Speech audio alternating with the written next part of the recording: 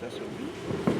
Esse seminário, inicialmente, tinha um nome que está aqui no texto que diz celebrações, ritos e festejos na criação do vento forte. A vezes colocamos também linguagem do vento forte. Mas depois ele foi girando, agora vai, ele foi girando em volta de outra coisa e foi se centrando e de repente apareceu, porque cada vez que vem um diálogo e também nosso trabalho dos tempos, também não é que valorizamos mais o ator com o personagem, mas há como uma valorização, sim, ultimamente, porque foram várias montagens. Uma, Se o Mundo Fosse Bom, o dono morava nele, teve outras também, e depois a seguir esse Mistério do Fundo do Pote, como nasceu a fome. Então há uma continuidade, e em algum deles a gente sentia que alguns dos atores se tinham encontrado mais, que o processo talvez, eu até acredito que pode ser que falamos de muito tempo, 30 anos atrás, não sei quantos anos atrás, acho que o tempo não passa inutilmente, talvez até o trabalho vai se afinando, não é? Vai na continuidade. Então, nesse momento, para mim, apareceu o mais importante, me interessa, é o processo através do próprio ator. Porque tem o seguinte, de muito tempo, eu sempre colocava nos trabalhos, nos cursos, como chama isso que nós damos? Oficinas. Sempre coloco para os atores, porque há uma espécie de confusão ainda, apesar de que elas têm algum sentido. Uma coisa é o desenvolvimento do ser através da arte, que não é precisamente aquele que vai ser o artista. Através da arte a gente se encontra e se processa, não é? Então isso acontece muito. Então é muito pessoal. E às vezes é muito psicológico também, são as características desse indivíduo. E também os níveis terapêuticos da arte, em que também a pessoa resolve e desenvolve processos em volta de conflitos, problemáticas pessoais, tudo isso. Mas eu sempre falo que o que pretendemos, no fundo, é muito mais que isso. É aquilo que está além do limite, que é mais desconhecido, não é? Então, porque senão a gente acaba em uma espécie de caricatura, fazendo uma caricatura em um filme americano em que o personagem faz uma série de situações, avança dentro de uma série de situações e até meio escabrosas, e depois descobre que tudo isso é porque na infância aconteceu não sei o quê. Então, isso é real, pode acontecer com um, não é? Mas não é isso que, no fundo, queremos, sim, a criação, o encontro de uma possibilidade que está além do cotidiano, que está além do que geralmente o ser faz no dia a dia e no desenvolvimento da sua vida pessoal, muito mais que isso. Eu digo que é além dos limites, a gente não pode prever. E claro que na infância, não sei o quê, mas não é só isso. Acho que chega um momento que é muito mais que isso. Que são grandes descobertas, são novos caminhos que não foram oferecidos, etc. Não é? E nos últimos tempos também a gente mexeu bastante com uma paixão antiga que voltei a mexer com ela, que é o Rainer Maria Rilke, sobretudo porque ele fala como chama o livro As Elegias de Duino, na número 4, fala da marionete, e o Vento Forte tem muito a ver com o boneco, né? Então ele fala da marionete e de quem mexe com a marionete. E como eu me esqueço se são os outros que dizem, ou sou eu que digo, e eu misturo tudo, eu acho que eu fiz minha interpretação do que ele falava. Então, é como se fosse assim, eu digo, Deus criou o homem, não é? Agora, o homem anima a matéria. Essa é a história da humanidade, a história da arte, não é? Ele criou os homens, não é? Também eu digo que Deus é a metáfora mais incrível que foi feita, não é? Então ela está tão carregada por milhares de anos que ela é efetiva realmente, não sei se é compreensível, mas é necessária. Então, o animador da matéria, a matéria é tudo, os objetos, as luzes, as cores, a música, os bonecos, o espaço, não é? E confere, isso o Rainer Maria Rilke diz, uma espiritualidade a tudo isso. Então ele diz que quem mexe com a marioneta, então não é um ator, é um anjo que coloca a espiritualidade no objeto da matéria. Então é isso que me interessa de repente, a transcendência do ator, que eu estou disso seguro, que o ator, sem dúvida, Paulinho da Rosa, bem-vindo, que sem dúvida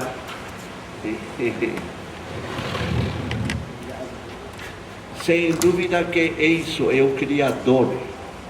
E é um processo, não é?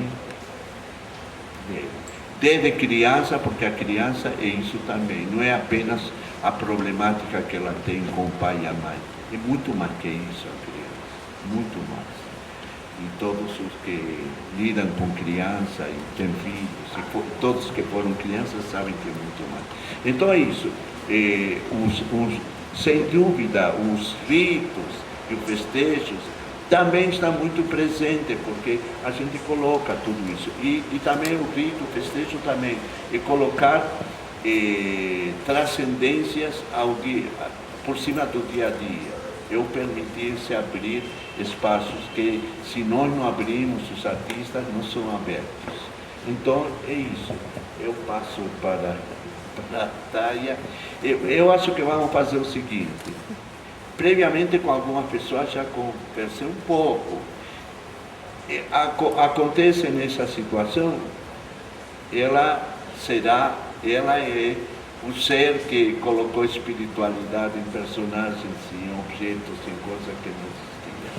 Eu sou um colaborador, não sei o que, um dramaturgo, ele participa desse dramaturgo, diretor. Em algum momento pode ser que eu faça alguma pergunta, porque até agora, cada vez que converso com os atores, vem uma série de revelações que são incríveis, inclusive que retomo na minha memória experiência que foram dois. Queria dizer, sabe o quê?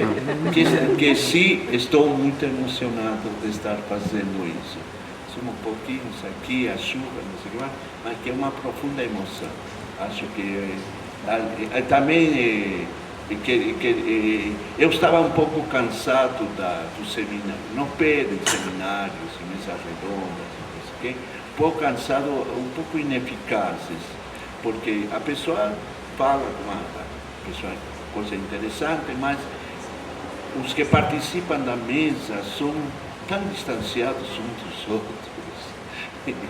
E antigamente até aparecia mais a competição, agora aparece menos a competição, porque você entendeu que a competição não é muito boa, mas acaba, e aí o tempo desse tamanho, então não há tempo de nada, nem de... Nós vamos ter mais tempo. Eu acho que se trata, né, Ilo, dos personagens, né, o que a gente vai estar colocando aqui. Então, para começar,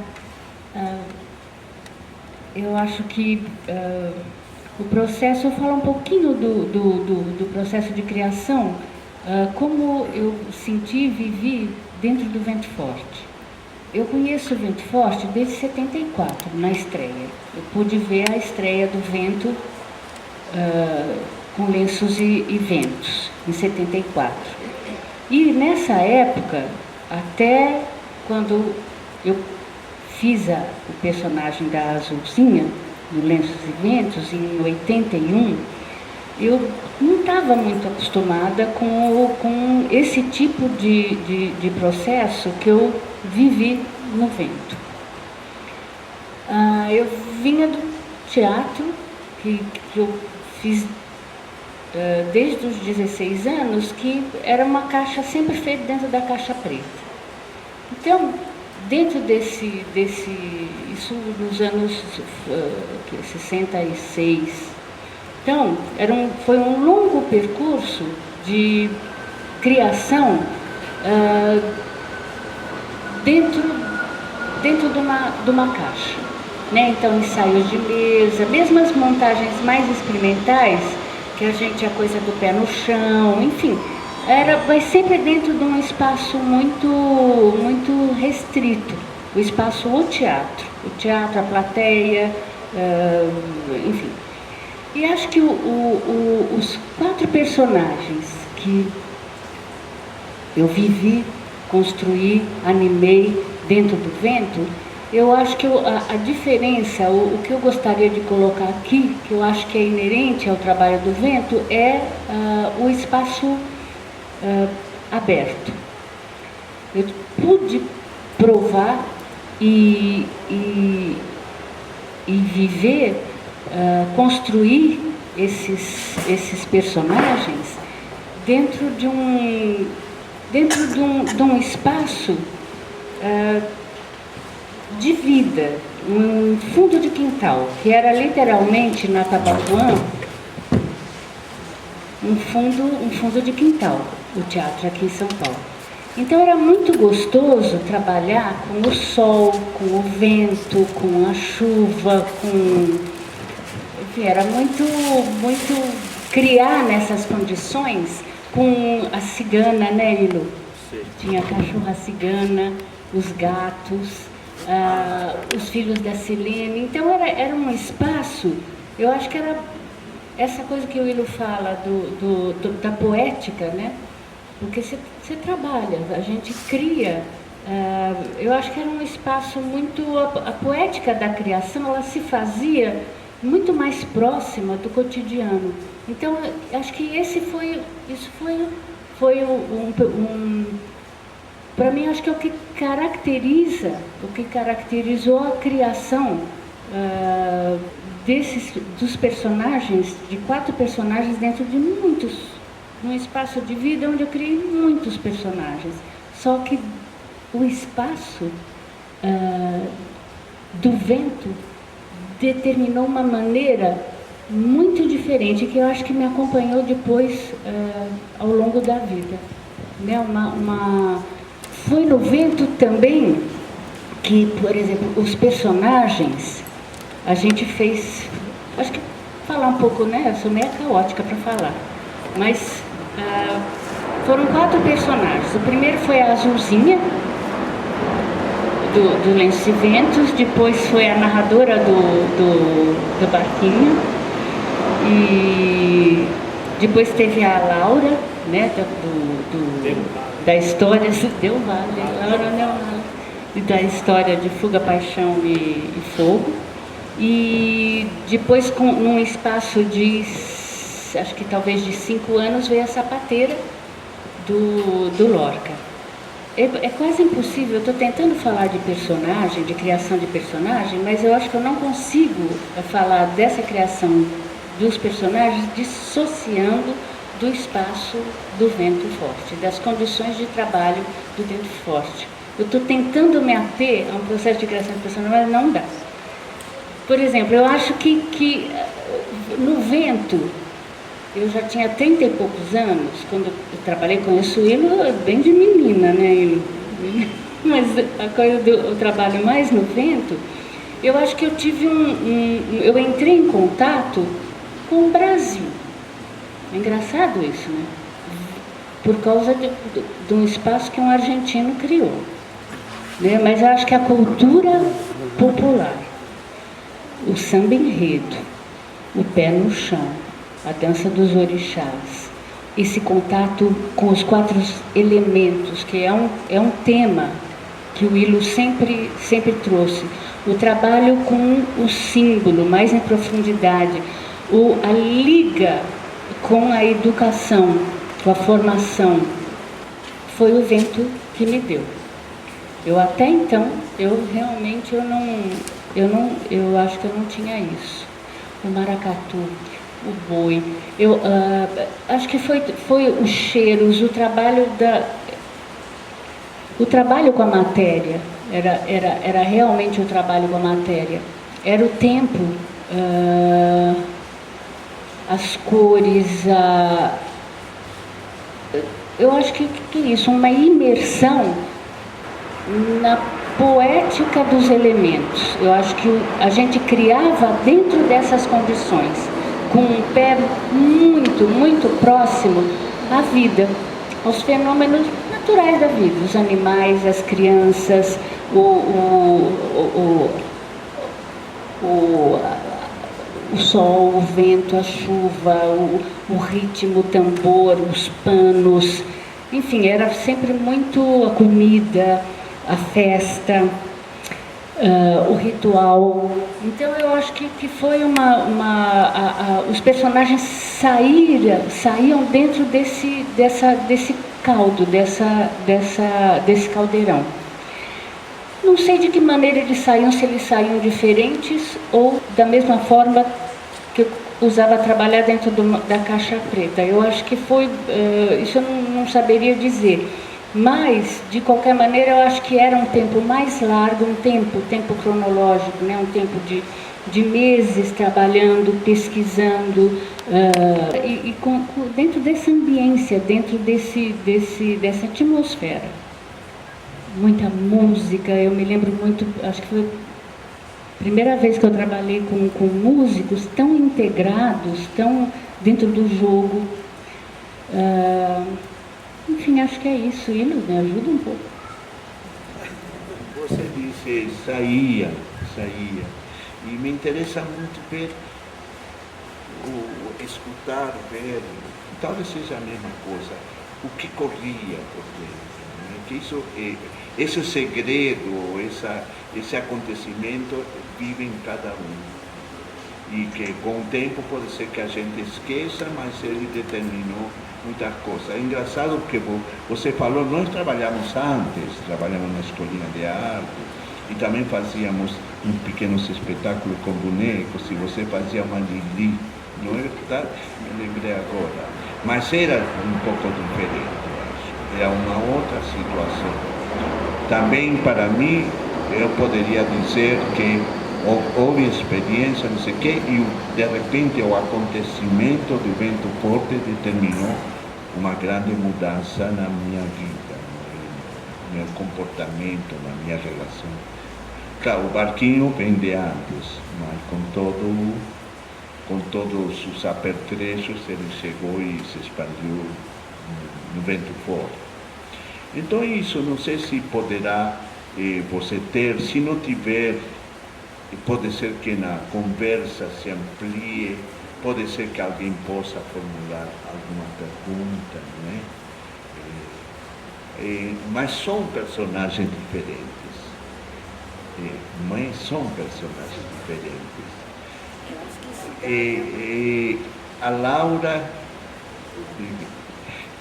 Laura, a sapateira prodigiosa, que parece um recorte feito dentro de não sei que mundo, não é? Mas que permitia também. A Zozinha, não é? Que mais? E a narradora, que você foi uma narradora muito especial. Tanto que assim rapidamente, dessa época, eu juntei a Azulzinha com Lenço e Vento com o Barquinho. E eu dizia, não, ela foi narradora. Esqueci um pouco a Azulzinha, foi mais a narradora que me impressionava muito. E um tipo de como você se dirigia ao público e ia narrando. Foi uma experiência muito forte para mim. E te queria dizer uma coisa. Como eu trabalho em cena também, não é o diretor, não é o autor-diretor, trabalho também como ator. Então, isso a narradora. A Laura eu gostaria de resgatar, porque era um personagem meio sofrido, meio, como se diz? Quando é meio marginal, não é? E que cantávamos uma música que propositalmente deu o mesmo título que o Chico deu a dele, Retrato em Branco e Preto. Mas era do que? Do Ronaldo? Era do Ronaldo. Só sei um pedacinho.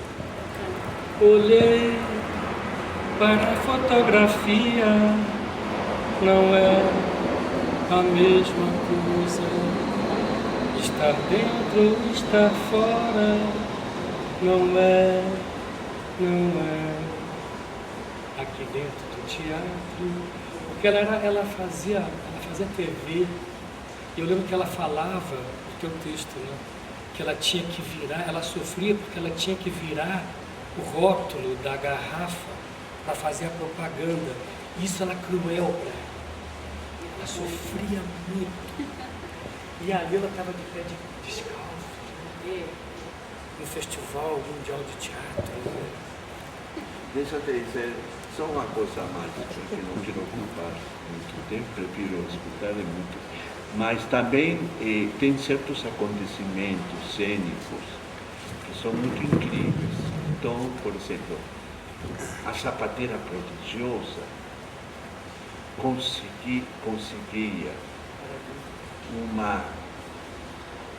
Não era comunicação entre os atores, eu disse particularmente eu que fazia o Sapateiro.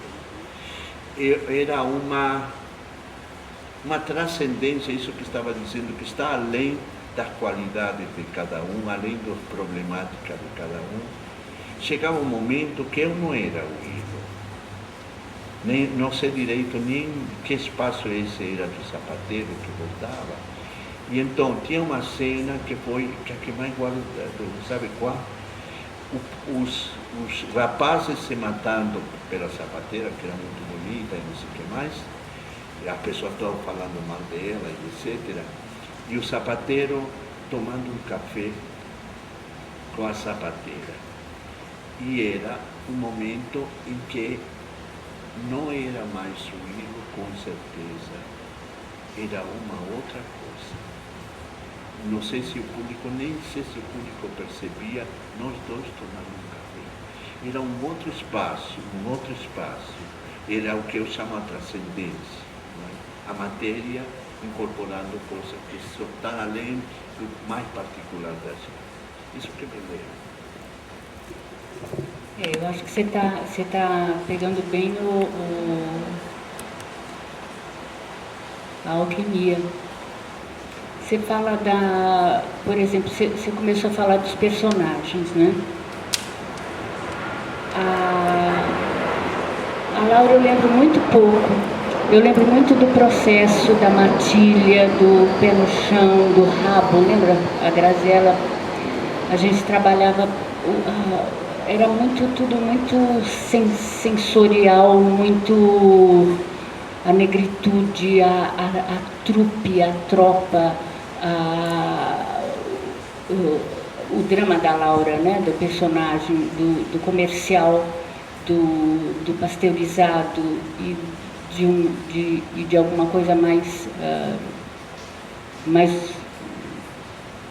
de ser. Essencial. Mais de essência mesmo. Você fala da sapateira, a sapateira era uma... É um arquétipo. Eu acho que a gente pode falar, uma coisa engraçada. Eu trabalhava na INIA, né? Nessa época, a diretora Nana falava assim, Nossa, ainda bem que acabou a sapateira, que você fica tão... Tava tão brava. Tava tão brava. Você trabalha com... A característica do personagem vai se desdobrando. É um tipo de energia, né, que você... Andava com a energia sapateira? Sei lá, pra mim era normal. Mas você cai, né? Você tem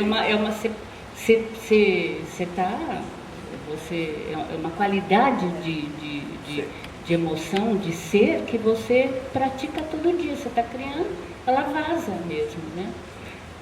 A Azulzinha era uma criança, né? A mesma coisa do Pingo que a gente estava falando. Então emana, né? Imanência, eu acho que esse espiritual, né, da arte, a matéria, você trabalha com se deixa habitar e exercita. Agora, eu não, de uma maneira, enfim, que é um mistério da gente mesmo. A gente, é disso que se trata, né? Do ofício da gente trabalhar, né? Trabalhar com isso. E não sei, dentro do processo de criação. Eu não quero microfone. É trabalho? Eu acho que é trabalho. Eu adoro trabalhar, né? Eu fazer. É o trabalho, é o fazer. Eu acho a coisa mais santa da vida. E hoje em dia eu não faço mais teatro, mas eu não faço a mínima diferença, não vejo a mínima diferença entre lavar a louça, varrer o chão, criar um personagem e isso tudo para mim é o sagrado, né? Enfim, eu acho que não, eu acho que vamos passar e a gente vai falando um pouco. Eu vou pegar a mesma ideia. Porque eu sou Rodrigo. E ela se apresentou? Não. Ó, A Taia Pérez, Rodrigo Mercadante, Paulinho da Rosa, Paulo César Brito, Paulo Brito. Tirou o César? É o cantor.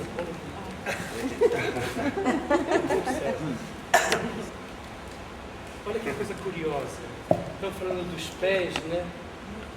Ela fez aniversário, aí eu fui lá um livro para ela, aí vinha Tirando os Sapatos, do Milton Bonder. E aí também eu lembrei, porque eu fiz um show domingo, que a gente nasceu, o Grupo Corino, e aí eu começava o show tirando a sandália, tirando o sapato. E aí eu não fiz a dedicatória, porque eu não sabia se ela tinha. E aí eu falava assim, que na verdade eu lembrava, tirando os sapatos, aí eu lembrava que eu tirei os sapatos em cena para começar o show. Eu tirava o sapato e saudava o chão, né? E aí eu lembrei também que ela está tirando os sapatos, que ela estava pensando em ir para a ilha, uma coisa assim. Aí eu fiquei nisso, né? Tirando assim, as sincronicidades, né? De falar, tirar os sapatos, né? Tem sapatos vermelhos. Mas é curioso que aqui a gente tirou o sapato e depois botou o sapato. Sei. Eu só botei sapato, não sei qual foi o personagem que eu fiz, mas depois de eu ter o verbo. No Lorca. Foi no Lorca, todo mundo usava Lorca. Depois que eu tirei o sapato, que eu botei o sapato, porque depois, para encontrar, aí era quase Stanislavski, que eu também fui estudar Stanislavski, que eu sentia falta, né? Mais o Kuznets, ator e método, né? Que aqui também cabia. E aí eu sentia que eu precisava de encontrar o sapato da personagem, porque ele não podia ficar descalço, porque ele tinha uma caminhada, então ele ia abaixando através de como ele caminhava. Agora, falar de Vento Forte para mim é o começo de tudo, é minha vida, foi meu berço, porque eu detestava o teatro que meu tio fazia, meu tio Sérgio Brito, eu detestava. Hoje em dia eu gosto do que ele faz, mas eu detestava. Eles ensaiavam lá em casa, né? E aí eu estava com o Vitor Garcia em Londres, fazendo o Alto Sacramentalis, e aí o Roberto de Cleto falou assim, no Rio está acontecendo dois grupos muito importantes, o Asdrubal, com o inspetor-geral, e o Willo Krugli com Lenços e Ventos, que é uma coisa lindíssima. Aí eu cheguei no Brasil, fiquei uns 7 meses fora, cheguei no Brasil, fui ver o Asdrubal, eu gostei, eu achei bastante, mas era tudo muito crítico, eu não gostei muito, não foi uma coisa muito importante para mim. Era importante como um movimento, aquele vigor, a Regina Casé, que eu tinha feito um curso também com ela, a gente começou junto. Aí quando eu vi o espetáculo do Willo, não era o Lenços e Ventos, que eu não vi, eu entrei no 2º ano da metade do caminho, eu fui no ensaio. Aí quando eu vi aquele ensaio, eu falei, nossa, me lembrava o teatro que eu fazia no meu quintal, porque eu sempre fiz muito teatro, a vida inteira eu fazia teatro. Eu fazia teatro com meus vizinhos, eu fazia marionete, porque eu tinha uns vizinhos que eram os portugueses que não saíam de casa. E eu libertei os portugueses, eram 5. O seu Lima, que era o homem da esquina, o seu Vila Isabel no Rio. Eu abri o portão e libertei os portugueses com o teatro. E com o Vento Forte, eu sentia, nossa, isso é o teatro que eu quero fazer. Eu cheguei no Willo e falei, eu quero trabalhar com você. Passou.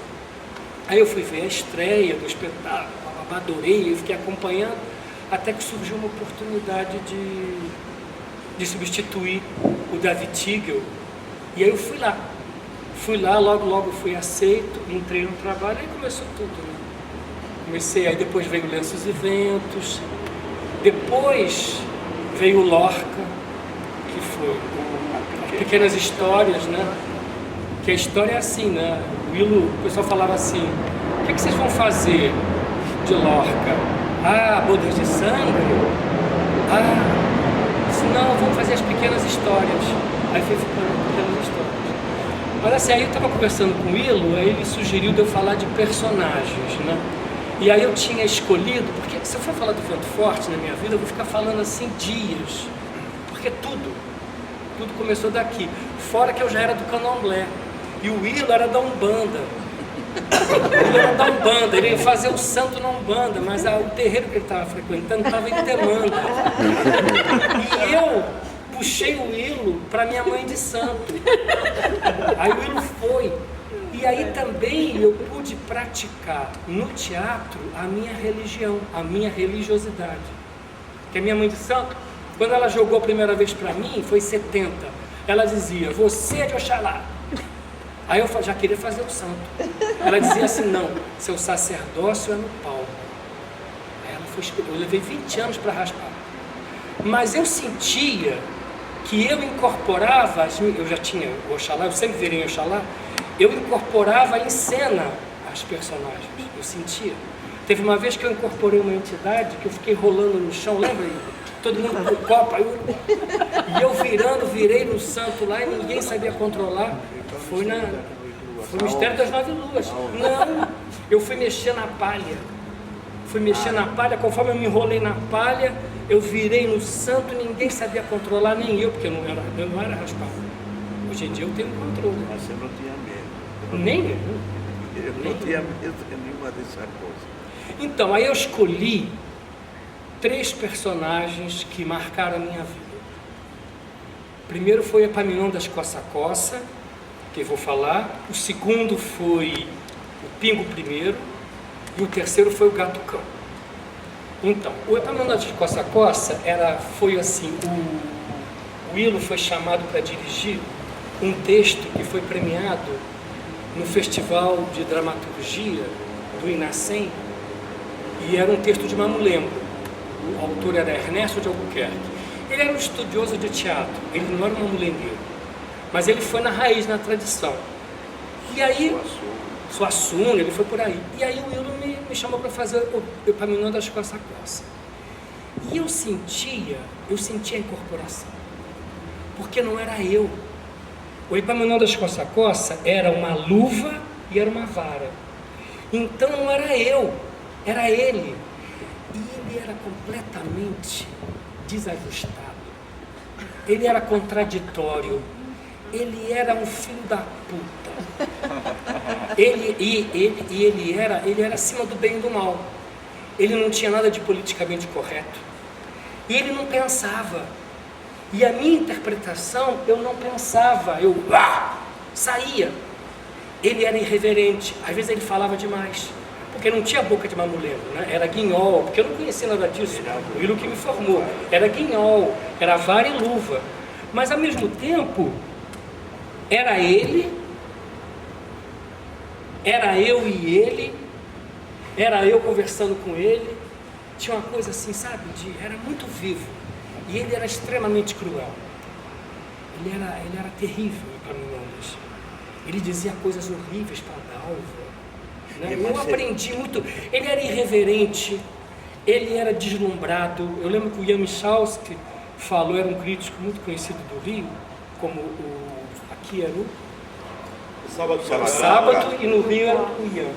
E o Ian falou, Paulo César Brito com uma deslumbrada ingenuidade, uma coisa assim. Eu não sabia se era um elogio ou se era uma crítica negativa. Mas ele era muito deslumbrado para mim, porque ele era era impulsivo. Tinha hora que ele começava a falar e os outros atores ficavam putos, porque ele falava demais. E aí ele extrapolava o texto. Foi muito rico. Muito espaçoso.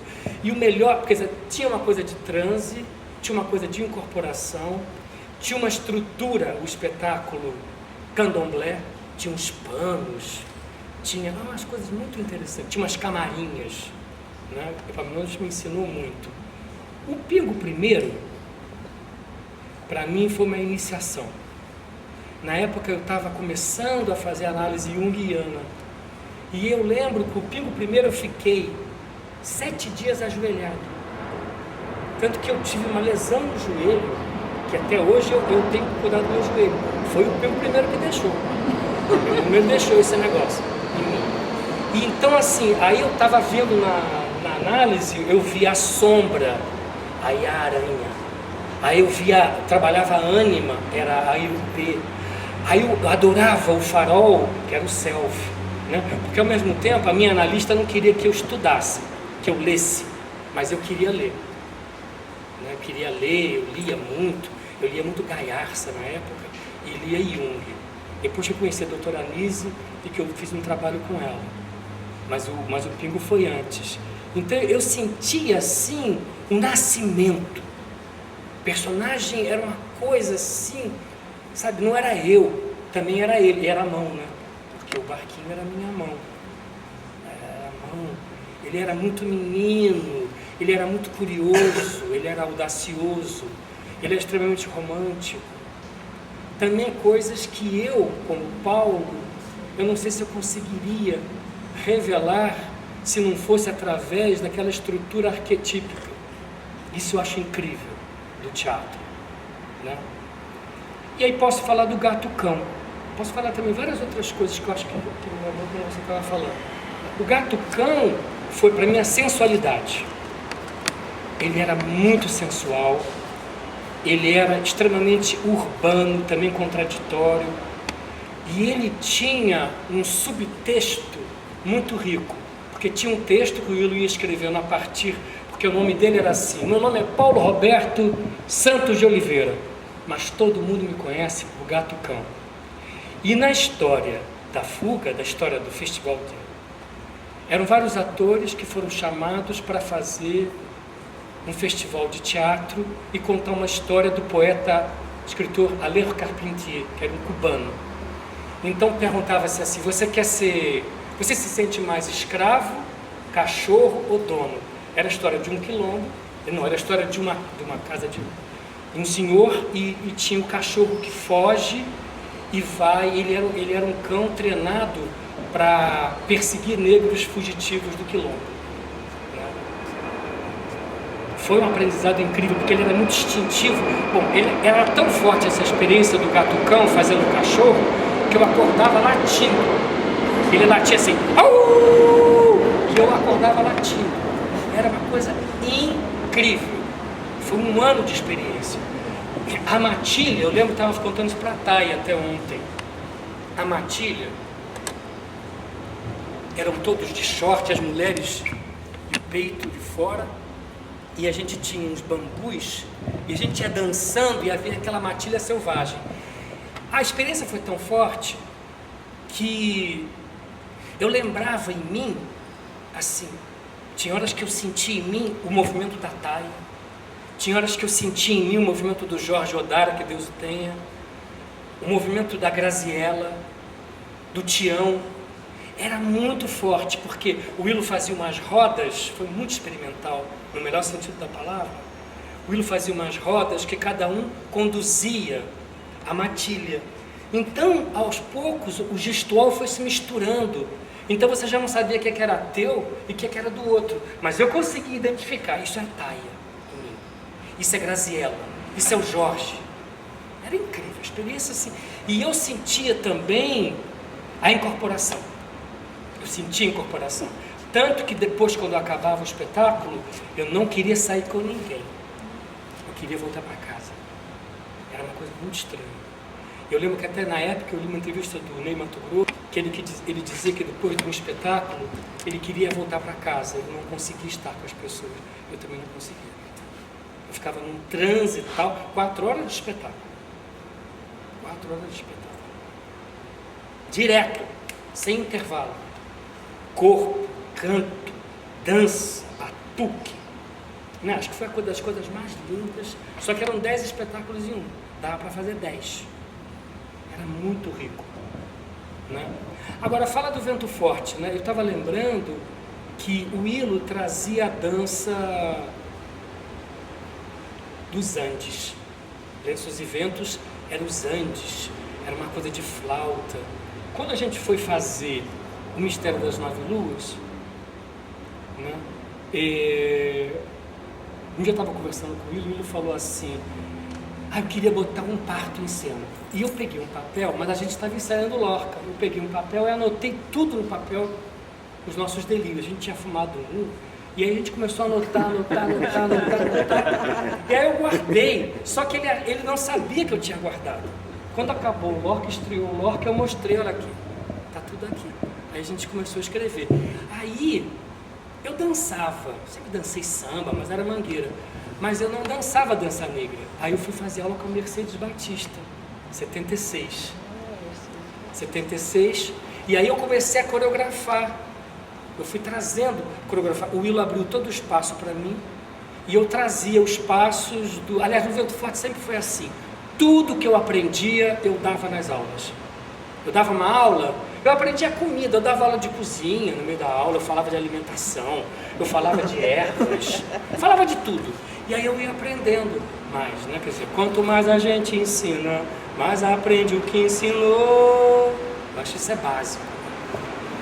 E aí e eu lembro que a Mercedes Batista era uma mulher negra que sofreu muito, porque ela sofreu muito preconceito no Teatro Municipal, porque ela não foi aceita, porque ela era negra. Depois ela conseguiu, parece, entrar. Ela foi trabalhar com a americana, a Kathleen. Foi. E ela coreografou o Salgueiro. Bom, mas aí a Mercedes, ela era muito fechada. Eu lembro que eu tinha uma aula com Paulo de Oxóssi. E ele era dançarino, era um cara maravilhoso. Era o meu professor. E eu chegava segunda-feira e sempre ela estava despachando as águas, mexendo com orixá, sabe? Aí um dia eu lembro que eu cheguei lá e ele falou: você sumiu, porque eu tinha viajado com o Vento Forte. Você sumiu, você está voltando? Ela falou assim: vê de quem que ele é. Ele é de Oxalá, Paulo. Aí um dia eu cheguei lá, ele tinha viajado, porque ele trabalhava com o Carlos Machado, ele era dançarino do Carlos Machado. Aí eu cheguei lá, era Mercedes Batista. Mas é algo com Mercedes Batista. E só aqueles negros lindos, aquelas mulheres maravilhosas, né, dançarinas, e eu lá branquinho, dançando Poxu. E os caras dançavam, e eu lá puxando o Ijexá. Ela parou a aula e falou: para! Eu fiquei: ai meu Deus, eu vou levar uma porrada nessa mulher. Ela falou assim: olha como ele dança, ele tem sentimento. Eu falei assim: dança mais para eles verem. Todo mundo sentou e eu lá. Aí eu me senti, né? Isso é incrível para mim. Até hoje eu sinto isso, né? Tudo é interpretar. Tudo é interpretação. Interpretar através do movimento, interpretar. Né? Então é isso, o Vento Forte para mim é meu berço. Quer dizer, eu pude trazer Vila Isabel, eu pude trazer o meu quintal. Você sabe que agora eu sinto que eu posso fazer o Lance Ventos. Agora eu estou pronto. Quer dizer, eu fiz em 75, 76, 75. Eu fiz a segunda montagem. E eu lembro assim que a gente do grupo, a gente invejava o Ilo e a Silvia Adler, porque eles tinham uma coisa, porque eles eram os anti-atores, o Ilo era o anti-ator, mas todo mundo morria de chorar. Quando ele começava a fazer o papel, meu nome é Papel, Coração do Céu, todo mundo começava a chorar na plateia. E, por exemplo, era uma coisa impressionante, não era? Não era? Todo mundo começava a chorar. Mas tem uma história do Ilo que eu adoro contar. Estreia da gente no Teatro Glaucio Gil. Vem o Ilo, lá vem a noite, caiu na plateia por cima de uma mulher. Lá vem a noite, pum, lá vai o Ilo por cima de uma mulher. Então assim, sei lá, eu acho que a minha história é tão misturada com o Vento Forte, eu não sei, não tem nada que separe. Né? As pessoas falam assim, você ainda está no Vento Forte? Eu não consigo dizer não. É uma coisa... O que é o Vento Forte? Está dentro de mim. Outra coisa é a questão do quintal. O quintal que a gente trabalhou, o quintal, o espaço esquecido, os 4 elementos. O candomblé, ele, como budismo, é uma religião que se estrutura através de quê? Dos elementos. Mas o elemento está aqui, ó. Eu estou bebendo água. Eu sou água, eu sou terra, eu sou ar, sou fogo, sou tudo, né? Quer dizer, então a gente trabalhou. A Rosa foi do primeiro grupo aqui em São Paulo. Eu aprendi a dar aula no Vento Forte. Eu comecei a dar aula em 76 no Meyer. Mas assim, com adultos foi 80 aqui. Eu dei muita aula aqui. Aprendi muito, eu dei muita dança. Então assim, hoje em dia eu trabalho com meu tio, que é o Sérgio Brito. Amanhã eu estou indo para lá, eu fiz a parte corporal do Beckett. Mas é a mesma coisa. Eu chamo assim muito de ginástica gestual. Para encontrar um nome, né? A interpretação. Para mim só interessa a interpretação. É o que me interessa. Alguma pergunta? Direto. Não. Pingo primeiro assim foi uma coisa maravilhosa.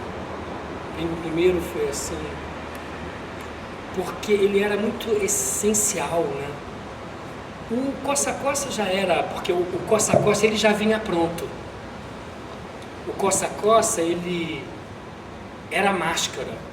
O texto trazia, através do texto e da estrutura que a gente foi criando, a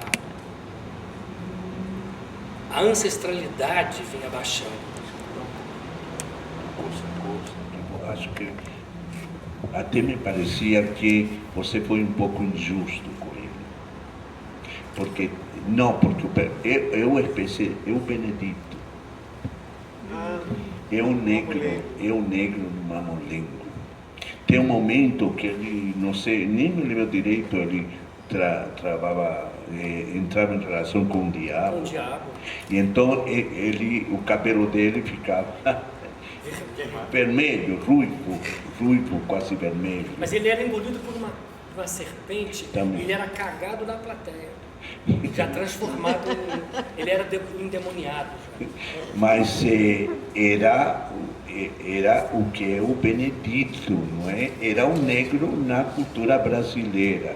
Por um lado, irresistível, porque é toda a graça e todo, não é? Toda a inteligência e todas as respostas rápidas dentro da sua situação de vida, porque é um pouco rejeitado, escravizado, não sei o que mais. Então, a gente mexer com isso, não voltar a mexer com isso, se o mundo fosse bom, então não morava nele, que é o Suassuna, né? Então, achei que a resposta dele, assim, endiabrada, não sei o quê, é uma saída que ele tem para sobreviver. A heroicidade dele é essa capacidade de passar por toda essa prova com astúcia, com alegria, com intensidade. Então, isso que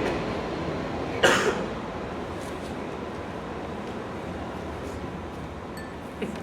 Só para falar uma coisinha, eu estava até já comentei com o Paulo, no livro da Márcia Pompeu, uma das coisas que ela diz sobre o trabalho com criança, então ela cita uma história que o Paulo teria contado para ela. Vocês estavam fazendo aí o Epaminondas, como chamava o espetáculo mesmo? É o Sonhos de um Coração Sonhos de um Coração Direitinho. Pois é, disse que acabou o espetáculo, o menino chegou para o Paulo e falou: por que você se esconde atrás do boneco? Ele falou: não me escondo, eu me revelo. Né? Eu achei demais. Eu não me escondo, eu me revelo. Bom, vou continuar seguindo a Thaia, porque ela falou do começo dela, de como ela chegou, e é um pouco parecido também. Eu vinha de uma outra história dentro de teatro, não muito grande, mas uma história de formação bem tradicional. Assim, eu fiz escola de arte dramática, depois passei um tempo no CPT, enfim. E eu entrei no Vento justamente logo depois de sair dessa batelada dessa história de formação. E foi muito engraçado, porque eu entrei no Vento para fazer uma substituição de 2 espetáculos de 2h30 cada um, porque um ator e um músico não podiam... 2, eu acho, era o Vanderlei e o Wilker, né, que não podiam ir. Acabou que um foi e precisava de um ator que cantasse e tocasse. E eram 2 espetáculos de 2h30. E eu me lembro que a gente foi para fazer no Sesc Copacabana, e eu falei: claro, vamos embora, né? Vamos fazer. E eu me lembro que eu assisti, houve algumas apresentações aqui que eu assisti, mas que eu estreiei o segundo espetáculo sem passar ele inteiro. Você não lembra disso, né? Eu tinha uma fichinha, eu tinha 4 folhas de papel, que eu tinha tudo anotado. Qual o paninho que eu pegava, qual é a coisa. Que era uma loucura, assim, o Vitor Hugo, era muita entrada e saída, era muito pano, eu não estava acostumado com aquilo, eu tropeçava nas coisas, eu não conseguia elaborar.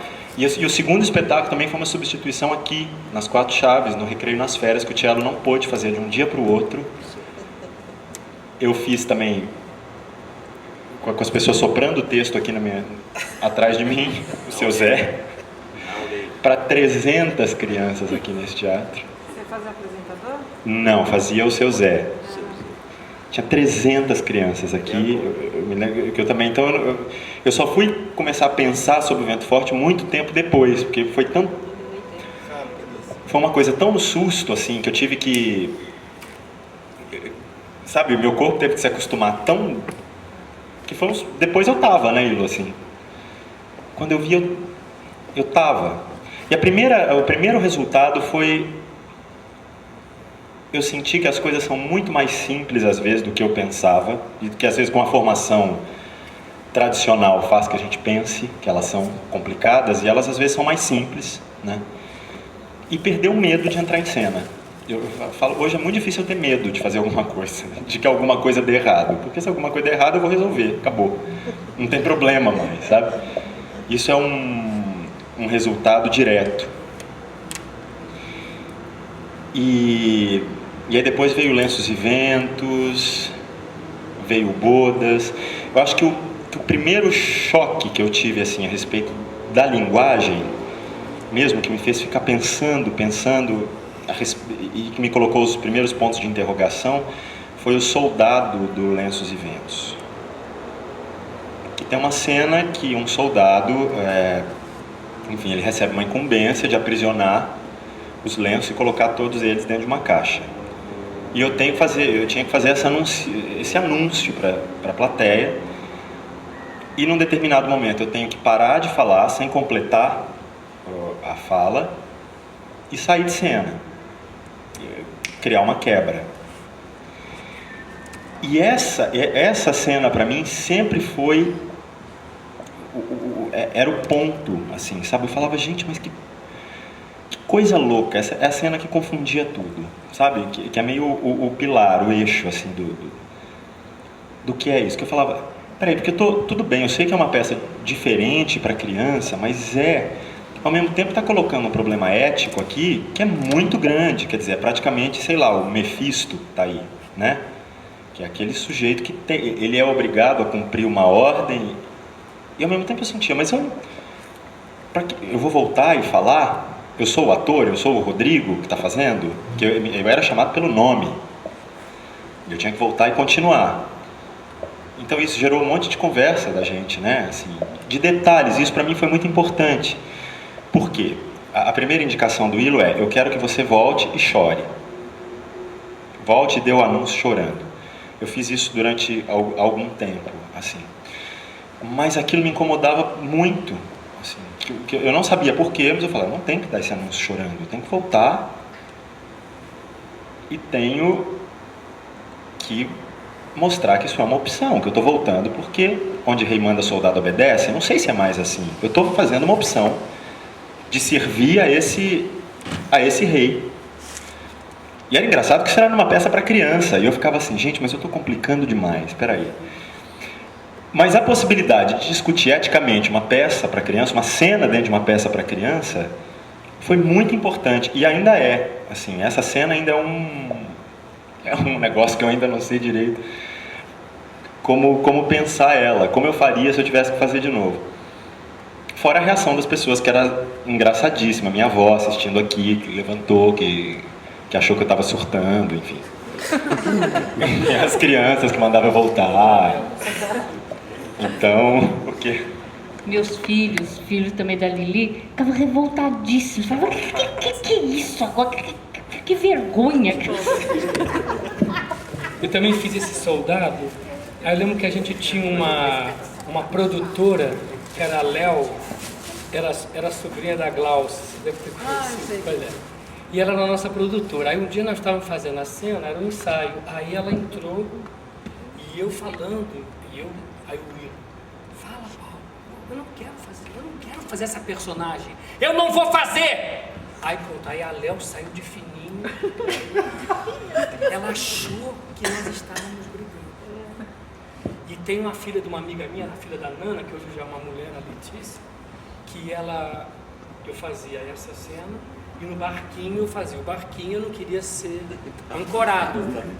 E aí parava, era o corte, a parada. Aí a Letícia falou, olha, mamãe, eu vou ver o próximo espetáculo, mas se o Paulo César fizer aquilo de novo, eu não volto mais lá no Vento Forte. Não, mas peraí, você me contou outra história.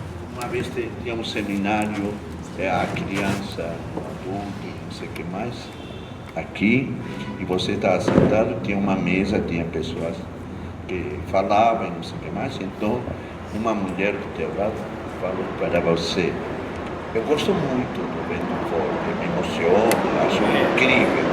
Agora, tem momentos que eu não entendo, porque tem momentos, eu estive assistindo um espetáculo e o ator se negou a fazer.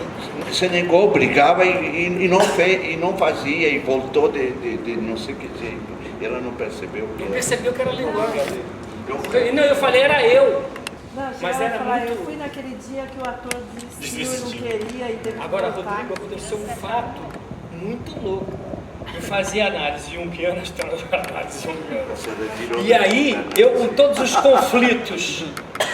conflitos naturais que eu tinha com o Willow, projeção, pai, professor, mestre, tudo, né?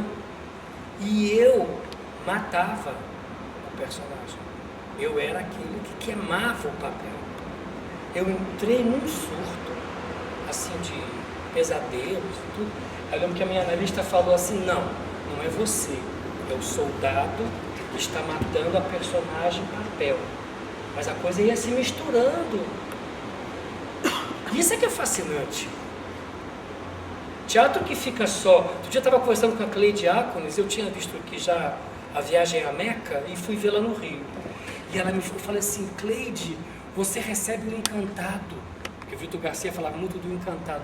Ela falou, eu vou chegando no teatro a minha mão direita vai paralisando, porque a personagem machuca a mão direita.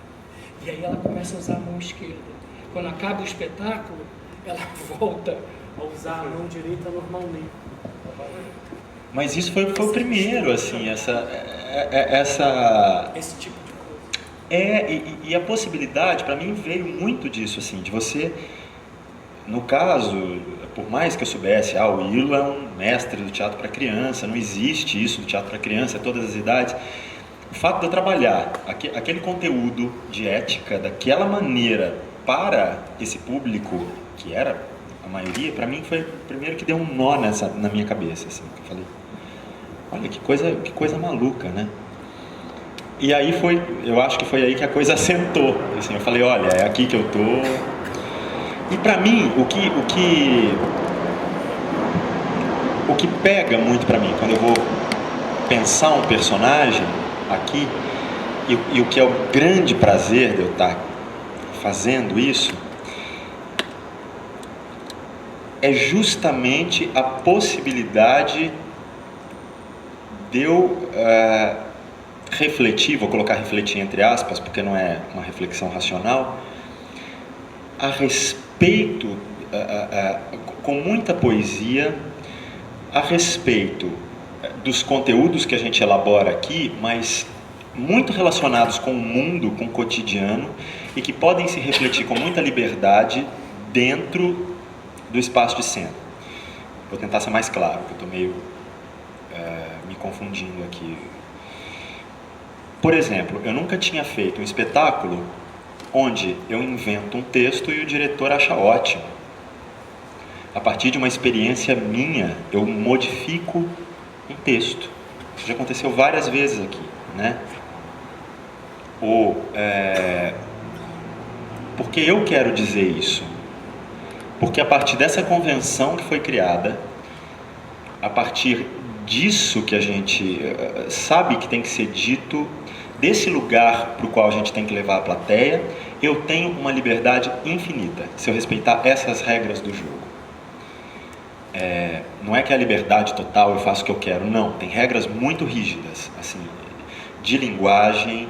Por exemplo, no Mistério do Fundo do Pote, a gente tem pode falar, é uma ética do toque. Assim, existe uma qualidade de toque, a gente tem que se relacionar com a plateia dessa maneira, e é isso que a gente quer dizer. Mas se eu tenho a impressão e a sensação que se eu souber manter essa atmosfera, eu posso ir para onde eu quiser. Eu posso aparecer de lá, ou eu posso aparecer de lá, e às vezes o que vier na minha boca, se passar um avião, se alguma coisa cair ali, vai estar incorporado dentro e corretamente dentro dessa história. Eu quero crer que isso aí que você está dizendo é muito importante, porque eu acho que está a individualidade. É que os personagens estão muito construídos de fora. Não, e acho que dá espaço para você. Eu adoro. Você. Então é isso que você falou. Em qualquer lugar que você esteja, você porque você está pleno. A personagem também está carregada de características tuas, individuais, assim como você da personagem. Então tem essa troca, né? Esse amadurecimento, né? Interno, né? Que eu chamo muito essa questão do subtexto, né? Na verdade, assim, o que é o texto sem um subtexto? Sem uma assimilação, sem você se apropriar dele. É quando eu falo muito, que eu busco muito na canção, a gente fez um show há pouco, a questão do coloquial, você conseguir que aquele texto, você se apropria daquilo, você cria uma intimidade tal com aquilo, que aquilo passa a ser teu. É horrível você escutar um ator dizendo um texto, é horrível. Fui ver uma vez um espetáculo, era uma mulher, e aí eu estava com a minha irmã, e a atriz fez o prólogo, uma atriz maravilhosa, boa, competente. E aí eu falei para minha irmã, você ouviu alguma coisa que ela falou? Minha irmã falou, nada. Eu também. Não ouvi nada, cara. Não chegou nada. E é uma atriz dizendo bem. Então acho que é isso um pouco. E acho que a questão da vivência, é a questão processo, né?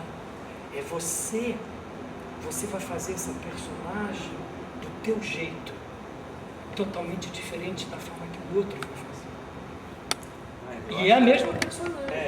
Eu acho que tem muito isso, é claro, isso aí, muito, e é muito, realmente, a minha história pessoal, o meu jeito de pensar e de ver o mundo está muito presente, assim, muito presente mesmo. Cada personagem é quase um depoimento pessoal. Pelo menos para mim a experiência tem sido essa. Até os mais diferentes de mim, como é o caso do Benedito, por exemplo, que eu tentei fazer uma coisa bastante construída. Ele é um depoimento pessoal. Eu pus textos. Agora, tem uma outra coisa, além desse subtexto pessoal, que eu acho que eu falo que é a rigidez que permite a liberdade, que eu acho que vou inventar o subtexto coletivo, entendeu?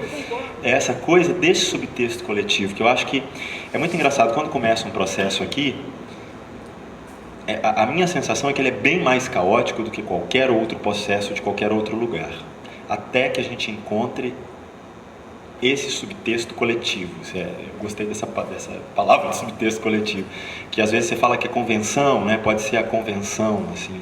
Por exemplo, no Mistério do Fundo do Pote, para mim, isso se deu quando a gente encontrou a ideia do toque. É isso que vai governar o todo dessa peça, essa qualidade de toque, essa qualidade de relação com a plateia e com o outro, por exemplo. Os cegos e o toque, né? Tanto eu digo, cuidado com o doir, não é? Porque vai para formalização. Então, não é isso. Explicar o que é uma comunicação. Uma comunicação através da mão. Não pode formalizar, nem pode explicar. E é até uma comunicação que a gente está perdendo, né? O domingo vai vir uma mulher que trabalha com uma psicanalista que escreve cartas, não sei o que mais. Ela não admite que outra linguagem se não é através da escrita, não sei o que mais. Então, o que é isso? É apenas grafologia, escrever é muito mais que isso. É uma linguagem conquistada pelos seres humanos. E isto, o toque, é uma linguagem que ela está se acabando. Porque não é bulinar alguém o toque. O toque é outra coisa. São outros olhos. Não é isso?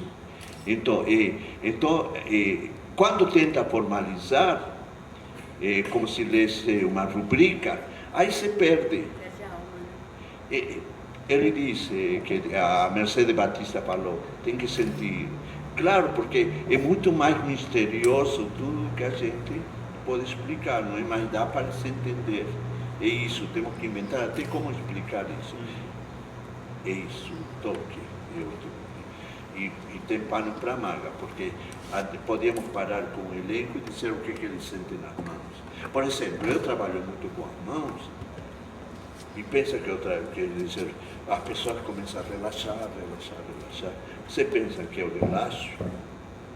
E também eu lembro dela, que antes de começar a sapateira, ela ia para um cantinho, junto a uma porta, fumava um cigarro, e ela dá aula de corpo, mas ela...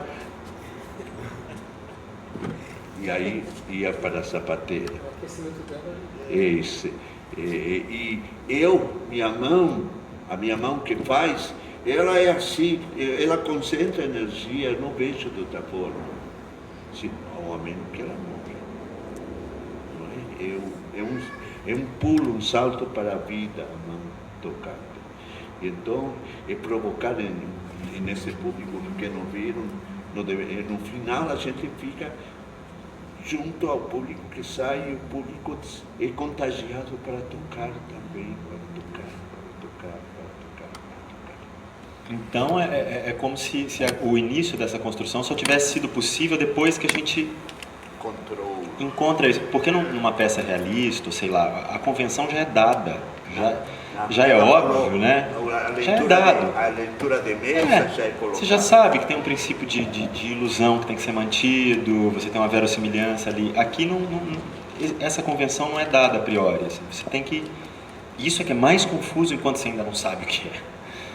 Por exemplo, no Suassuna eu não queria fazer o Benedito, né? Eu falava, não vou fazer, tem o César Negro que pode fazer, enfim. Porque eu estava ainda um pouco nessa ideia, quer dizer, não é... Inclusive o tipo. Sou filho de 2 cantores líricos, eu não vou saber fazer um Benedito, entendeu? Vou saber fazer, não vou saber fazer isso. Até que houve a convenção, quer dizer, é o anjo que brinca com a marionete. E aí você me... E aí acha isso. Aí estranhavam que eu não dava o Benedito para o negro, para o César. Porque o César, ele não continua. É muito formal, tem uma formação assim de teatro, onde formaliza tudo. Ele tem muito talento, mas é formal. Às vezes chega com sentimento. Então eu não queria que ele fosse. Tem que ser criado um negro, porque senão é o tipo, dessa cor serve, baixinho serve, alto serve. Eu nunca escolho exatamente o tipo físico. Não, é talvez quem vai poder dar uma puxada e fazer aparecer isso que eu digo, que é fora do limite, é mais que o limite, que nós exercemos. Vocês ampliaram nestes trabalhos algum universo ampliado, lá, eu acredito. É engraçado que nessa viagem que a gente fez com o palco giratório, com as 4 chaves, que foram, sei lá quantas, 50 apresentações, sei lá. Mais ou menos. Em alguns lugares, nos debates, perguntavam, vocês têm, o que é que se repete? Né? Que obviamente existe uma repetição. A peça tem um roteiro ali, enfim. Mas não são as marcas que se repetem, não é o texto propriamente que se repete. Não sei, o que se repete, né? O que é que a gente repete? É uma pergunta muito... Quando é aqui no Vento, em maior ou menor grau, isso é muito... É uma questão... O que é que a gente repete aqui, né? Assim, eu não gosto muito de falar em essência do espetáculo, nada disso, mas talvez seja próximo disso, assim. Essa ideia, esse subtexto coletivo se repete, é uma linha muito fina e ela tem que estar muito afiada, porque não existe um mapa de ação rígido, você não tem marca rígida, você não tem, é muito tênue, por isso tem que estar muito firme, né? Porque se não tiver firme, a gente de um espetáculo para o outro, a gente corre o risco de simplesmente o espetáculo não acontecer com 15 minutos a mais, ou com se esgarçar de uma maneira. Então, essa experiência singular aqui, que acontece dessa maneira, acho muito rica para o ator. Primeiro, te responsabiliza num nível, assim, é engraçado, não gosto muito de nome, mas eu sinto a minha experiência aqui quase que brechtiana mesmo. Eu tenho às vezes, além de ser narrativo, eu tenho opções aqui de fazer que são opções muito racionais, além de tudo. Se fala muito, tem a emoção, a gente faz as coisas com muita emoção, mas tem opções aqui que são muito mesmo. Eu vou chorar nessa cena ou não vou? Por que eu tenho que chorar? Eu acho que é para chorar. O Benedito recebe a possibilidade de voltar do céu. Ele vai voltar? Vale a pena voltar? O que eu, Rodrigo, quero dizer nessa hora, sabe? E a possibilidade de eu até criar um texto para colocar em dúvida isso. Que a gente trouxe o ser ou não ser do Shakespeare, né? Aquele cara, você quer voltar, você acha que vale a pena voltar? Aí a gente fala, o dono de um outro mamulengo disse, a questão é ser ou não ser. Essa é a pergunta mais difícil do teatro. Isso foi uma invenção nossa em cima dessa história, né? Então, quer dizer, em que outro lugar você pode dar um depoimento pessoal desse? E que outra pessoa, quer dizer... Nesse fundo de quintal. Nesse fundo de quintal. Enfim, então é isso. É mais perto